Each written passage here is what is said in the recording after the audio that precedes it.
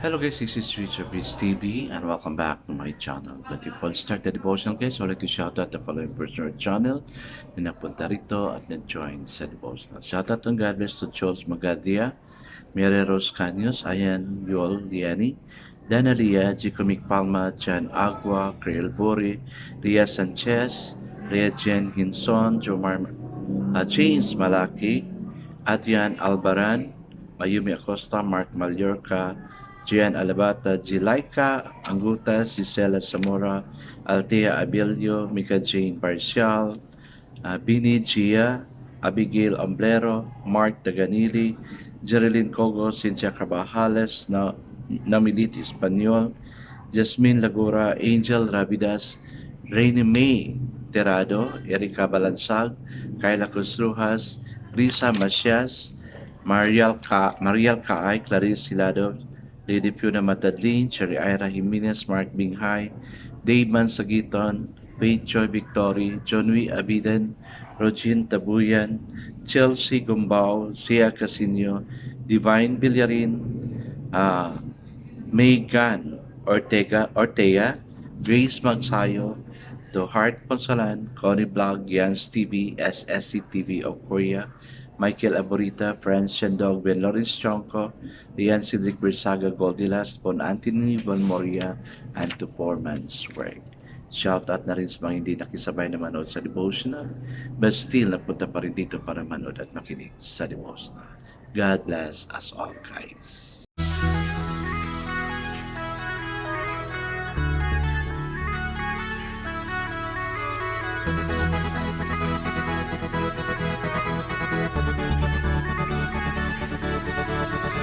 Rich TV, where you heard it. Number one is on the top. Good advice is they'll never stop. Rich TV, where you heard it. Number one is on the top. Good advice is they'll never stop. Praise God, it's Friday. Thanks God, it's Friday. May expression natin. Kasi nga, makapagpahinga na tayo bukas, no? Free from studies, free from works, but to those who are still working, maski it's Saturday and Sunday, God bless you. God will give you more strength. Ako nga, I'm still working, even on Sunday. But I know God considers the results of our heart. I guess it's not proceed to our devotion. Let's open the Bible to Ephesians chapter 3, verse 1 to 3. And still guys, I'm using the devotion study Bible because the words you see simplified na maintindihan talaga natin. I'm really acknowledging this Bible kasi simplified yung words niya. Okay, the word of the Lord in Ephesians chapter 3, verse 1 to 3 says, How great is the love the Father has loved on us, that we should be called children of God. And that is what we are.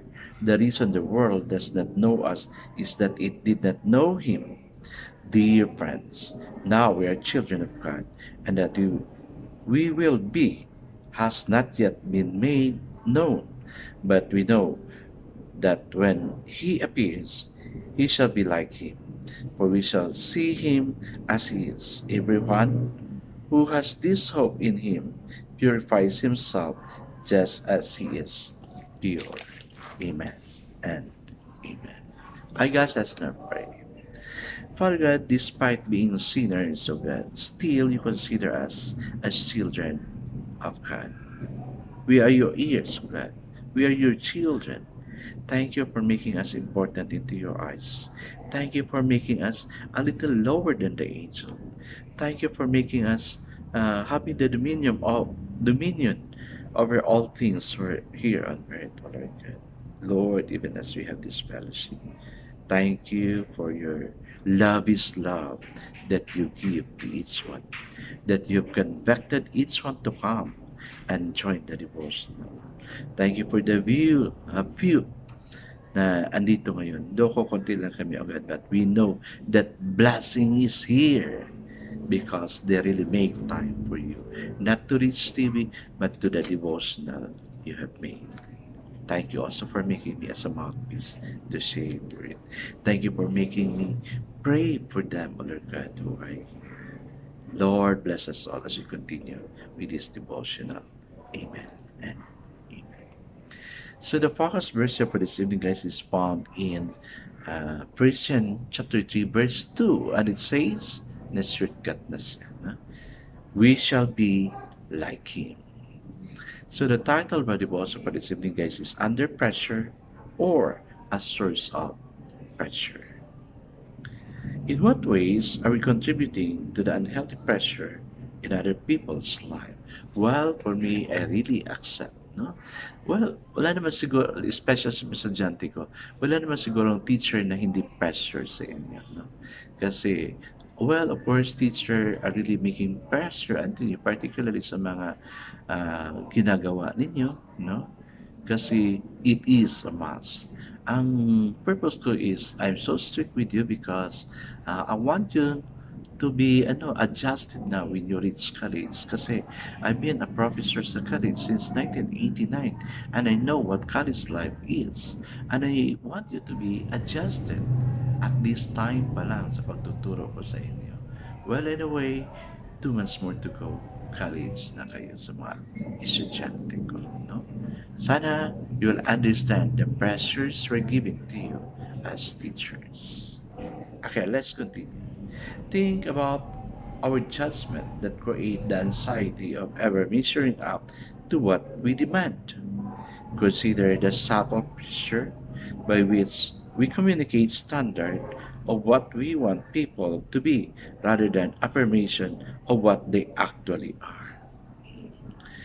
For me naman kasi there are those things na needs to be really changed sa inyo. Ano lang ako, concerned na ako sa life ninyo. Because I already produce a lot. May mga lawyers na, mga doctors, mga nurses, engineers, at marami pa. And I want you to follow them. Their footstep na they become successful. Marami naging cum laude. May nagtapa ng exam sa board exam. So yun, no? So I cannot really say na I'm not that good. Well, I become good because that's the grace of God He gave me. I'm not boasting about myself, but I'm boasting how God turned me to become effective in my teaching. As you notice, ako lang siguro yung teacher na hindi na-relate sa inyo. Because that's my commitment. No? Dinadaya ko kayo. Dinadaya ko yung gobyerno, yung DepEd. If I come late to your class, I just want to be honest in the things I do. Okay, let's continue. Have we taken time to help people discover a motive to do the things we press on them? Yes, yun na yung sinabi ko. As we creating people in our image of them, or are we helping them to discover their true selves and potentials? Yes. Alam ko may potential kayo sa mga estudyante to do better than what you have now. Is our love quietly conditioned on their performance?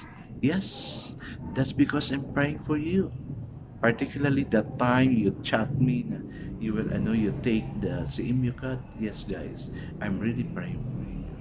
That's why sinasabi ko kung sino yung mag-take ng mga entrance examination ng mga universities. So I can focus and pray for you. To my friends naman, no, mga old friends, you're already gold to me. That's why as much as possible, I want to know your prayer concerns so I can pray for you. Okay, let's continue. Are they free to fail and begin again without incrimination? Guys, whatever problems we encounter is not the end of your world. It's a new beginning again. It's a new start again if you're willing to stand up. Kasi failure is never final and success is never ending.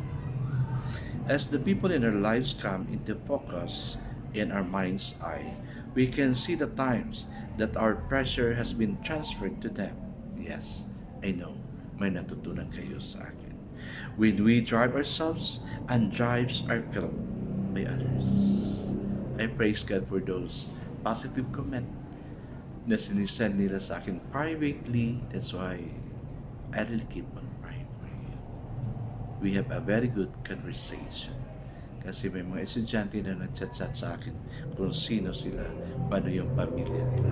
That's why all the more I'm praying Nakisabay sa lakas ng tunog ng motor. Okay. Christ's love communicated through us in the only hope for this. His love is unencumbered by adequacy standard, and it liberates a person to do his or her best with joy and creative motivation. Amen. Kasi guys, we're so inspired to do things, no, if we are inspired also by others. Ako, this is really one of my gift, no, encouraging other people. Because I know there are those people na sa pamilya pala nila may problema na. Kaya I appreciate you chatting me of your problem so I can specifically pray for you or as much as possible help you if I have any means. No? May isang estudyante na magulo talaga yung pamilya nila. He always texts me. And sometimes, sabi ko, sige, you go to my office, you clean my office. And of course, kasi may, ko, pinapagawa sa kanya. Of course, I really have to give something for him. No? Marami sila. Tinutulungan ko. If I have just a lot of money, then you can also be as colorful to me. Probably, kaya ipag-pray mo rin ako na magkapera. So I can share sa iyo din.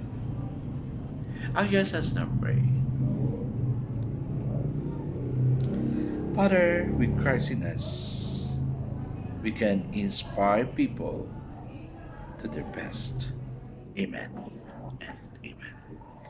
Guys, praying and hoping that you are all inspired with the sharings we had through this devotional. God bless us all, guys, because I know God surely blesses 10 times better. This is again Rich TV. Kita-kita tayo muli at sa muli. Paalam!